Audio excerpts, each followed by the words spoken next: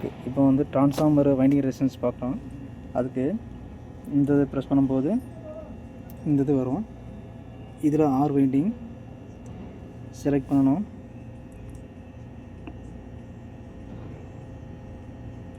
Select பண்ணும்போது R winding வந்துடுச்சு.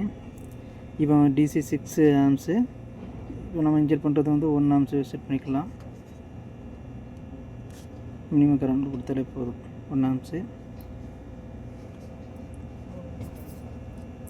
Temperature வந்து இப்போ 35 இருக்கும். டெம்பரேச்சர் செட் பண்ணிக்கணும். இந்த வைண்டிங் ஆல்ரெடி காப்பர் வைண்டிங் தான். காப்பரு 75. நம்ம என்ட்ரு பண்ணுறது இந்த 6 ஆம்ஸ். இந்த இது மட்டும். இப்போ கனெக்ஷன் பார்த்திங்கன்னா இது சர்ஜ் ரெஜிஸ்டரு. இந்த இதுவும் ஜம்பர் போட்டிருக்கேன். இந்த ரெண்டும் ஜம்பரு. இதில் வந்து பாசிட்டிவ். இது கரண்ட் லீடு. இந்த ரெட் கலர் வந்து கரண்ட் லீடு.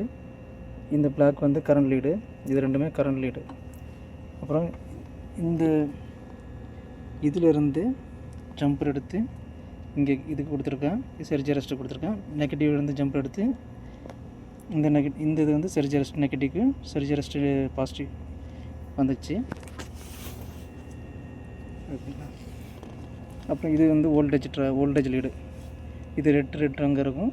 இது பிளாக்கோடது கனெக்ட் பண்ணிப்பேன். அந்த எண்டில் வந்து ஆரும் ஒய்யும் கனெக்ட் பண்ணிப்பேன். கனெக்ஷன் இது தான் கனெக்ஷனு. இப்போ நான் அடுத்து ஸ்டார்ட் பண்ணுறேன். ஜஸ்ட்டு டெம்பரேச்சர் செட் பண்ணிச்சு. ஓகே, ஜஸ்ட் இது ஒரு ப்ரெஸ் மட்டும் பண்ணால் போதும்.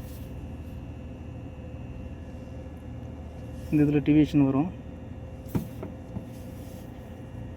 இந்த இதில் வரும். இன்ஜெக்ட் ஆகிட்டு இருக்குது.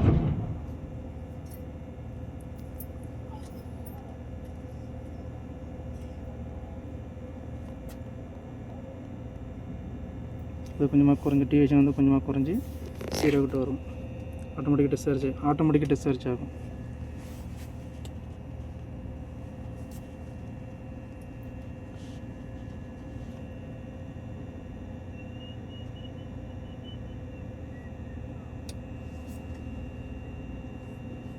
டிஸ்சார்ஜ் ஆகிருக்கு இது அப்படின்னா நமக்கு அந்த ஃபேக்ட்ரியில் வந்து பார்த்திங்கன்னா ஃபேக்ட்ரியிலேயே நமக்கு வந்து 75 டிகிரிக்கு வந்து இந்த ரேஞ்சு வரணும். இங்கே ஆல்ரெடி வந்திருக்கு. ஓகே, நமக்கு ஆக்சுவலாக 75 5080 மில்லி ஓம். அங்கே வந்து 0.5 ஓம் அது